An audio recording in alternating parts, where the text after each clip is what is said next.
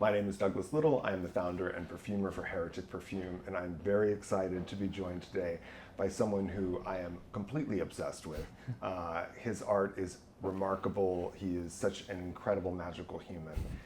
The incomparable Bill Crisafi. Oh, thank you. I'm so happy to be here. Well, it's a real pleasure to have you here. Thanks. I have been such a huge fan of your work for such a long time, and doing this collaboration has been something that we've been trying to put it together for a couple years.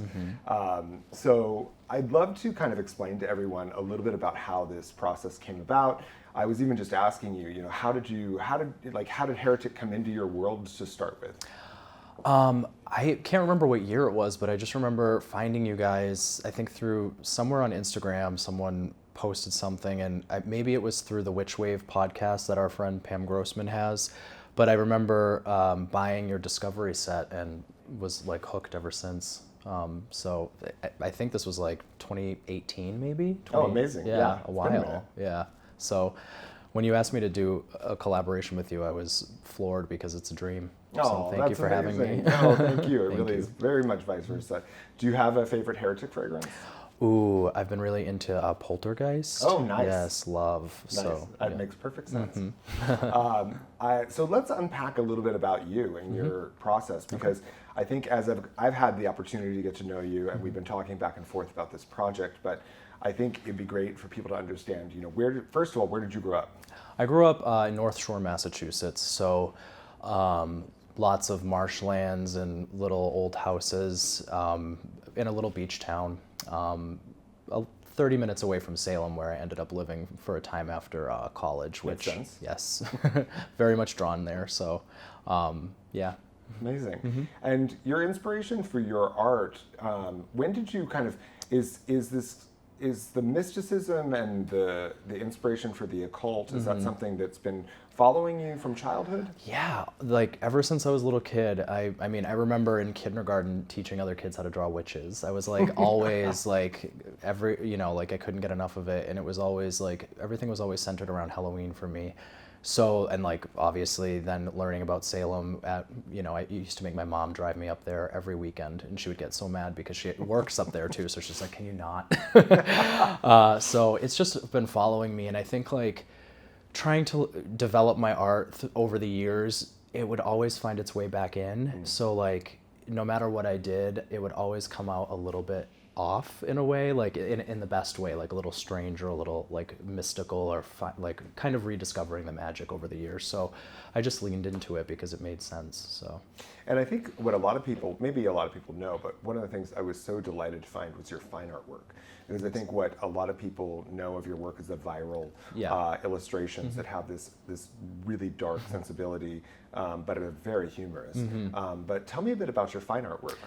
Ooh, so I feel like that came first. So I have a background in like fashion illustration, and I think that was sort of like, that was kind of the beginning of like where I started developing fine artwork, because when I was in school, I was creating more of like a whole character, like fleshed out characters, rather than focusing on the clothes when I was making fashion illustrations. So I think that kind of was the impetus for me to like branch off into this more like whimsical world where I would flesh out these like almost using like symbols as different, like the moon or the sun, or picking things like that and giving them like personalities. I think that's sort of like how that was birthed, but I don't know if I'm going off on a tangent. Not at all. But yeah, so it kind of came from that, and then the more lighthearted stuff that I've been doing recently that have become like viral or whatever, sort of happened like kind of by mistake. I was getting, I still make my fine art stuff that I'm just not posting as much, but those characters, were still pulled from that world, just, turned into something a little bit more lighthearted, and something that I needed to make people laugh, because I needed to laugh for a little while, so I'm happy that people, enjoy it. Yeah, I mean, I think there's an aspect about the characters that you create that people see themselves. Totally. And that's, each one is like a different aspect of my personality. So I love that. Yeah. So I'm happy that it's relatable. Absolutely. Yeah. It really, the one that killed me dead was The Slut for October. Thank you. It is incredibly iconic, and I think it really represents the kind of dark, whimsical, tongue-in-cheek quality that comes across in that viral work. But your fine art work is nothing short of, it feels, very Beardsley. It feels very gory in a lot of ways as well. Yes, so influenced by them, definitely. And it's just, it's like they're all part of the same world. I think that like the more whimsical and fine art stuff just like lives in this really special place. It's almost like it's the place where I want to be, sort of. And I know that that's like, maybe not everyone can relate to that in a certain way, or like I also would try to like create more of like a melancholic mood, or like, and that was a mood that I like to sit in a lot myself, even though I also like to be like a clown. So definitely two completely different spaces to get your mind in when you're creating. So thank you. I don't know. I like also being in that space, so it just depends. I flip-flop. No, I love it. Yeah, no, I think that makes a lot of sense, because there is no dark without the light, and there's no light without the dark. So I think that makes perfect sense. Yeah. So tell me about because I know you have a real love for Gorey, and I'd love to hear about, like, when did you first discover Gorey? Oh, I think being born in Massachusetts, I feel like the doctor showed me a Gorey book right out of the womb. I can't remember. I like, probably in elementary school someone had a lunchbox of the Gashley Crumb Tinies or something. But oh my God, it's like he just captures it perfectly. I don't know, it's like lighthearted, sad. It's everything that I feel all the time. And I don't know, I truly can't pinpoint exactly when I found him, but like being able to go visit his house it's like one of my favorite things. And I try to tell everyone, because like people who go to like Provincetown for the summer, I'm like, you have to stop at Gorey's house. Like, go drive down the Cape. Like, the Cape is weird. It's a weird place, and it's cool that he has, a mark there. I don't know. Oh, absolutely. Yeah, it's his sensibility, I think, is deeply it's deeply Massachusetts. So Massachusetts. Yeah, it absolutely. has his sense of humor, and everything has got this kind of dry coldness, but yet still incredibly warm and reminiscent. There's like flecks of family that are still there, but still it has this kind of chilly quality to it that's really very gory. Do you have a favorite Gorey piece or Gorey story? Let me think. I like focus so hard on the characters, and there's like this one woman that's in the I can't remember what it's like a murder mystery TV show. I can't remember the name of it right now, but he did the animation for the beginning. And I think it's the woman that flings herself off off the balcony, or like off the roof of something. Oh my God, I just love the fashion. Like everything that he does with like the clothing always kills me. So I would say her. And then for a story, you got me. I need to think about it, because there are so many goods. The Curious Sofa. Oh yeah. Oh my God, I don't know. I mean, all of them. I'm not picking. I think I remember when I first discovered your work and I was looking at it, I immediately was drawing parallels between Gorey and you. And like a Fig Bash, the crazy, like that weird bird that appears in so many of his stuff. There's characters that you do. Obviously, they're not at all like Fig Bash, but there's a quality and there's a whimsicality. And there's a kind of I hate using the word clumsy, but there's this kind of like, it's clumsy. It's like this really funny, for sure, animation that his characters have that I think are very reminiscent of yours. Thank you. So it really, I think that seeing this all come together, really made a lot of sense. Yeah, totally. And that's the biggest compliment. Thank you. It's really a great pleasure. Thanks. So I'd like to talk a bit about our collaboration. So the Slut for October candle. So first of all, I can tell you for me, and I think that this is why this collaboration is so exciting, is that, as a kid, there really was no other holiday for me. I mean, Halloween was like the only holiday for me. And I can remember from my earliest ages, I was rooting for the villain, from the get-go, and my curiosity, I had very little interest understanding much about the heroes in the stories, Sure. but like when we would get these small glimpses into the witch's house, and I was like, okay, I want to go inside there. Yep. So my world has been dedicated to kind of exploring what does that world of the villain look like, what do they have in their garden, what do they eat, all of these various things. And I think that there's so much of that is echoed in your work as well.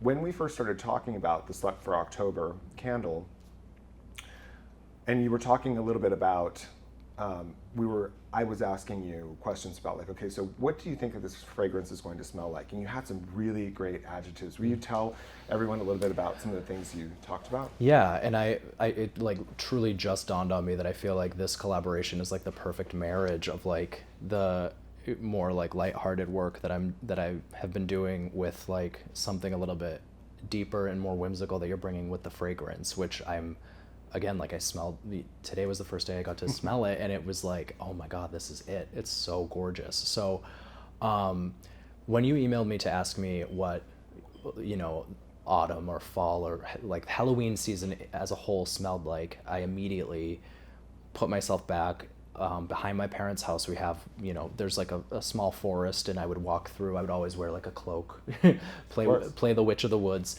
And this like, just the smell plus like the sound of leaves crunching and like fire in the distance, and then like swampy wetlands. I don't know. It just like it made me feel like I was walking home as like the witch in the woods. And so that was like kind of like where we started with it, I think, right? Yep. And then going into developing the idea of adding in like a bit of apple, which of course, like I live with like 3 orchards, basically like not walking distance, but all in close proximity to where I live. So yeah, I think you captured it like insanely well without being obvious, which is something that like I still am in like kind of awe over the scent itself, because it is so singular in the way that it is done. But I think a lot of people will also relate to the smell. Like I don't know, it's beautiful. Thank you so much for that. Oh, no, it was such a pleasure. It was really tricky because I think when you talk about fall fragrances, you talk about October fragrances, there's very distinctive odors that come to mind. And for me, one of the most offensive odors is that kind of thing that you find in like inexpensive gift shops. It's like that pumpkin smell, and it's just rampant, and then of course like Starbucks starts hitting you in August with their pumpkin spice latte, which it's got its place. I just really wanted to do something that was a little bit more elevated, and something that was more atmospheric. And I think again for both of us, October it's not a month, it's a state of mind. For sure. And it was really about how do we create something that was lighthearted and embodied your illustration, yet at the same time had this deeply atmospheric quality to it. So the fragrance really, I drew inspiration from a lot of the things that you talked about kind of the childlike wonder of being in the backyard, of being the witch of the woods, the smell of dried leaves, the smell of decomposition, of mulch, of that kind of wetness. And then, of course, I've spent so much time in Massachusetts and been trying to buy a house there for so long. And there is a very distinctive odor in the fall. And it is something that, unless you live on the East Coast, I mean, even upstate New York has got the same kind of vibe, where people are doing burn piles, and there's that kind of smokiness that's in the air. And the air is very specific. It gets this kind of interesting chill, but yet there's a petrichor, a wetness to it, and then also the hay. There's this distinctive hay note that comes forward. So all of that is really combined in this particular fragrance, and I think it really does convey something that it feels like fall, but yet and it's cozy, and yet there's still something that's a bit off. It's off, but then familiar. It's like, but in the days that you're describing that New England gets or Massachusetts gets in the fall, those are like few and far between. So like being able to like grasp that is like so perfect. Not few and far between, but they're like, it's such a short amount of time that you just want to like hold on to it. Absolutely. Absolutely. Oh, I love it. Thank you so much. It's been such a great opportunity to have a chance to talk to you a bit about the project. Thank you for having me. Oh, no, a real pleasure.